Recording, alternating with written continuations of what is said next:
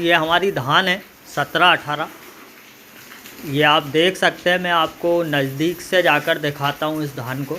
ये बिल्कुल फ्रेश पत्ते हैं, डंडी की अवस्था पे मेरी धान है।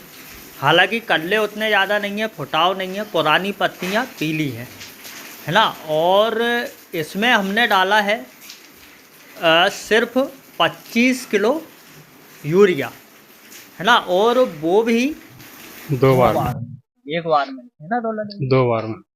अब मैं 17-18 धान, एक ही दिन की लगी धान है, 1-2 दिन का लगाने में अंतर आ जाता है अपने वालों से। अब मैं आपको ये धान दिखाता हूँ।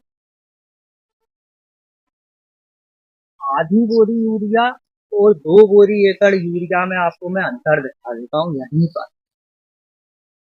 ये देखिए, कल्ले बोई ग्रीननेस थोड़ी सी ज्यादा है। ये पत्ते, ये वो वाले नहीं टूट रहे हैं, मेरे वाले ये पत्ते टूट रहे हैं लाइट वाले। ठीक है, और आगे आओ। ये देखो, ये लगा हुआ है पत्ती में ब्लास्ट, है ना। ब्लास्ट दिखा दिया मैंने आपको, सीथ ब्लाइट दिखा दिया है। ये दिखा रहा हूँ मैं आपको बीएल। इसमें बीएलबी भी है, ब्लास्ट भी है, सीथ ब्लाइट भी है। और क्या दिखाना चाह रहे थे दोनों?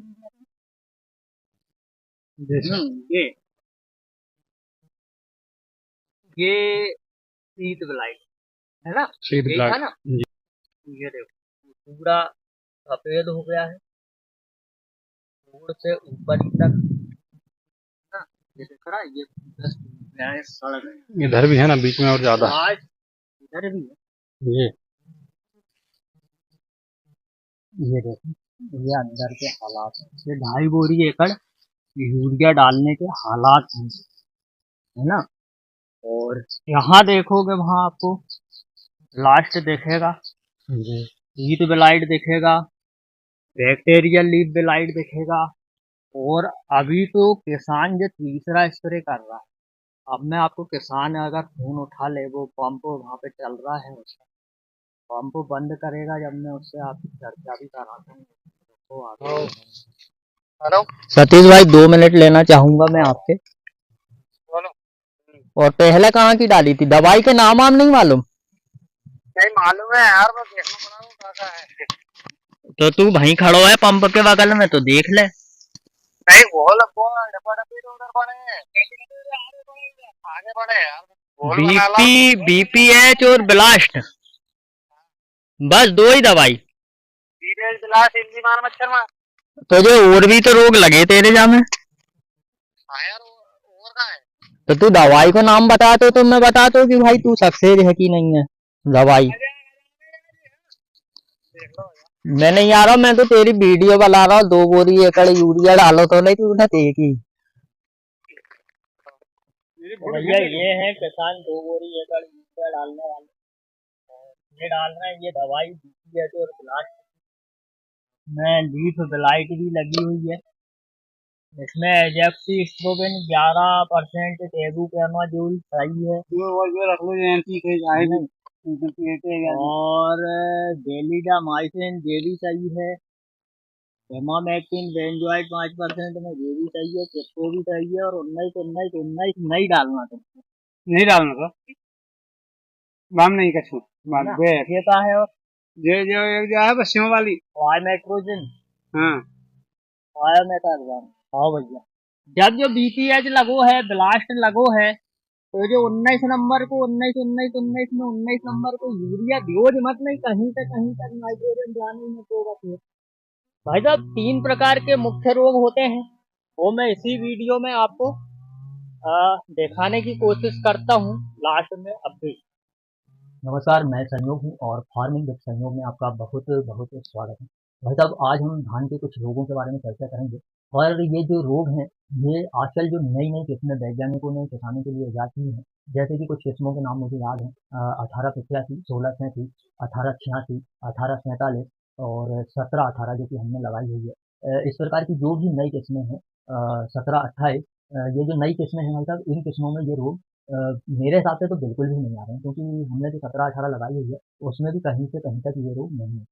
कुछ रोग फफूंद से होते हैं, सेम टू सेम हम लोग इसमें धोखा खा जाते हैं कि ये कौन सा रोग है, और कुछ बैक्टीरियल डिसीज होती हैं, तो हम इन पर चर्चा करते हैं। जैसे कि एक रोग है बीएलबी, बैक्टीरियल लीफ ब्लाइट, एक रोग है ब्लास्ट यानी कि झुंका, और एक रोग है हीट ब्लाइट यानी कि पर्णछंद अंगमारी। इस तरह के भाई साहब ये रोग हैं, तो हम इन पर चर्चा करेंगे। सबसे पहले हम चर्चा करें तो हम ब्लास्ट पर चर्चा करते हैं। भाई साहब ब्लास्ट जो है वो पौधे को लगाने से लेकर और जब तक हमारी धान कट ना जाए तब तक ये चलता रहता है। ये पत्तियों पे भी आ जाता है। उसके बाद में ये जो हमारा जो दाना रहता है ना, सीधी डंडी धान की, उसके जो जोड़ रहते हैं ये उन पे भी दिखाई देता है। और जो हमारी धान की बालियां निकलनी जाती है, और बालियों का जो जोड़ रहता है, यहाँ पे बाली जुड़ी रहती है, उसका जोड़ उस जोड़ पे भी हो जाता है। उससे क्या होता है भाई साहब, वहाँ पे ब्लास्ट लग जाता है, वो जगह जल जाती है, खराब हो जाती है, तो बालियां टूट के गिर जाती है। तो ऐसा जो ब्लास्ट है, झुंका रोग, ये 3 प्रकार का होता है। इसके बाद में ब्लास्ट होता है वैसा पायरिकुलेरिया ओराइजी नाम की एक फफूंद, उस फफूंद के कारण होता है। इसके सिम्टम्स भी बताऊंगा, पर उससे पहले हम टीथ ब्लाइट के बारे में और बात करते हैं, पर्णछंद अंगमारी के बारे में। पर्णछंद अंगमारी जो है वो राइजोटेनिया फफूंद से होता है, और ये रोग जो है, इसमें भाई साहब मटमेले हरे सफेद धब्बे पौधे में कहीं भी दिखाई दे जाते हैं। और ये जो हमारी पत्तियां रहती है, वो पत्तियां एकदम से ही मतलब एकदम से तो नहीं, धीरे धीरे सूखती है, पर वो पत्तियां सूख जाती है। और जैसे कि हमारी गोब की अवस्था पर भी ये दिखाई दे सकता है, बालियां निकलने पर बालियों पर भी दिखाई दे सकता है। जैसे ब्लास्ट है भाई साहब, तो ब्लास्ट का क्या होता है कि एक नियमित आकार रहता है। जैसे कि लीफ ब्लास्ट है तो वो ऐसा आंख जैसा या नाव जैसा दिखाई देगा। नोडल ब्लास्ट है तो वो अपने को सिर्फ जो जोड़ रहता है वहीं दिखाई देगा, जोड़ से, पर ये कहीं भी दिखाई दे सकता है। अच्छा, अब इसमें क्या है कि ये 28 से 32 डिग्री का जो तापमान रहता है, उस तापमान पे ये एक जगह से दूसरी जगह तक, पौधों में अगर हम खेत में चल रहे हैं या कोई जानवर चला गया है या हवा चली है, तो एक जगह से दूसरी जगह जगह तक हीट ब्लाइट फैल जाता है ना। और इसमें एक और है, इसके जो आकार हैं, धब्बों के आकार है, वो नियमित नहीं है, बड़े भी हो सकते हैं, छोटे भी हो सकते हैं, पूरे पौधे में भी फैल सकता है। तो भाई साहब ये हल्की सी हीट ब्लाइट की पहचान है जितनी मुझे मालूम थी, और मैं जो फोटो हीट ब्लाइट की रहेगी वो मैं निकाल कर साइड में लगा दिया हूँ। और इसके साथ ही भाई साहब अब हम एक रोग और है उसकी ओर चर्चा करते हैं। ये रोग है भाई साहब बीएलबी, यानी कि बैक्टीरियल लीफ ब्लाइट। ये भाई साहब ये रोग जो है, ये फफूंद के कारण नहीं होता है। जेंथोमोनास ओराइजी नाम का एक बैक्टीरिया है, उस बैक्टीरिया के कारण होता है। इसको हम हिंदी में जीवाणु पत्ती झुलसा भी कह सकते हैं। भाई साहब इसमें क्या होता है, पत्ती ऊपर से नीचे की ओर झुलसती जाती है, ऊपर से नीचे की ओर झुलसती है, बिल्कुल ऐसा लगता है जैसे पत्ती हमारी जल गई होगी। ये रोग भी 25 से 34 डिग्री सेंटीग्रेड का जो तापमान होता है, उस तापमान पर ये रोग भी फैलता है। ये रोग धीरे धीरे धीरे धीरे फैलते फैलते ये पूरे पौधे को अपनी उसमें कवर में ले लेता है। भाई साहब तीनों रोगों के से बचाव के लिए एक उपाय मैं बताता हूँ। अपने को अपने खेत की जो मेड़ है उसको साफ रखना है, खास करके दूब घास अगर है तो उससे ये तीनों रोग फैल सकते हैं। जिसमें से शीत विलाई की दूब घास से जरूर फैलेगा, बीएलबी की दूब घास से फैलेगा। खेत की मेड़ की साफ करने के बाद में भाई साहब अगर पुराना पानी हमारी धान में बहुत दिनों तक भरा रहा है, तो उस पानी को निकाल दें, और उसके बाद में पानी के बहाव की व्यवस्था सही रखें। मतलब पुराना पानी ज्यादा दिनों तक नहीं भराना चाहिए, पानी बहते रहना चाहिए। ब्लास्ट पर से मैंने एक वीडियो और बनाया था पिछले साल, आप चाहें तो उसको देख सकते हैं। ब्लास्ट में मैंने इस बार हीट ब्लाइट और जीवाणु पत्ती झुलसा भी जोड़ दिया है, आप पहचान सकें इसलिए। हालांकि सभी किसान आजकल बहुत समझदार हो गए हैं, और मार्केट में भी बहुत सारी दवाएं आ चुकी है इन जो रोग हैं इनसे बचाव के लिए, और बहुत बढ़िया बढ़िया किस्में भी आ चुकी है। पर फिर भी मैं आपको इनसे निपटने की कुछ खास खास दवाइयां हैं जो जैविक में है और रासायनिक में है, वो दोनों बताने की कोशिश करूंगा। कि अगर हम यूरिया का अत्यधिक उपयोग करते हैं, बहुत ज्यादा यूरिया हमारे खेत में डालते हैं, तो उससे भी ये तीनों रोग फैल सकते हैं। इसलिए अगर आपको रोग दिखाई दे या आपकी धान लगभग 40-45 दिन की हो चुकी है, तो आप यूरिया अपने खेत में डालना बंद कर दें। तो भाई साहब ब्लास्ट के लिए जैविक में हम बात करें तो स्यूडोमोनास फ्लोरोसेंट 0.2% को हम 2 लीटर पानी में मिलाकर इसका उपयोग कर सकते हैं, छिड़काव कर सकते हैं ब्लास्ट के लिए। इसके साथ ही अगर हम रासायनिक में जाते हैं, तो रासायनिक में एजोक्सीस्ट्रोबिन 18.2% प्लस डाइथेनोकोनाजोल 11.4% ऐसी का उपयोग हम कर सकते हैं 200 ml का 1 एकड़ के लिए।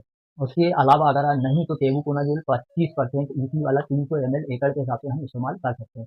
शीत विलाई के लिए वैसा जैविक में अगर हम जाएं तो ट्राइकोडर्मा बिल्डी से बढ़ के कोई चीज नहीं है। ट्राइकोडर्मा बिल्डी बहुत बढ़िया जैविक में दे देता है। और बीएलबी में अगर हम जैविक में उपचार करना चाहें तो ब्लास्ट में हमने सीडोमोनास फ्लोरोसेंट लिया था, और बीएलबी के लिए भी हम सीडोमोनास फ्लोरोसेंट या बैसिलस सबटिलिस का उपयोग कर सकते हैं। ये आधा लीटर बैसिलस सबटिलिस 1 एकड़ के लिए पर्याप्त रहेगा। और अगर रसायन में बीएलबी के लिए हम लेना चाहें तो कॉपर हाइड्रोक्लोराइड प्लस स्ट्रेप्टोसाइक्लिन का भी इस्तेमाल कर सकते हैं। और ब्लास्ट के लिए एक और दवाई मुझे याद आई है, ट्राइसाइक्लो सॉरी ट्राइक्लोक्सीस्ट्रोबिन है ना, प्लस टेबुकोनाजोल, ये भी ब्लास्ट के लिए बहुत ही बढ़िया। तो भाई साहब ये थी मेरी टूटी फूटी भाषा में कुछ हल्की फुल्की सी ब्लास्ट, सीट ब्लाइट और डीएलबी की जानकारी और हल्की फुल्की सी जो दवाइयाँ हैं उनकी भी मैंने आपको जानकारी दी है। तो मैं उम्मीद करूँगा अगर ये वीडियो आपको अच्छी लगी होगी तो आप इसे ज़्यादा से ज़्यादा किसानों तक शेयर करेंगे। नए हों तो सब्सक्राइब कर लेना। आज्ञा चाहूँगा। जय राम जी की।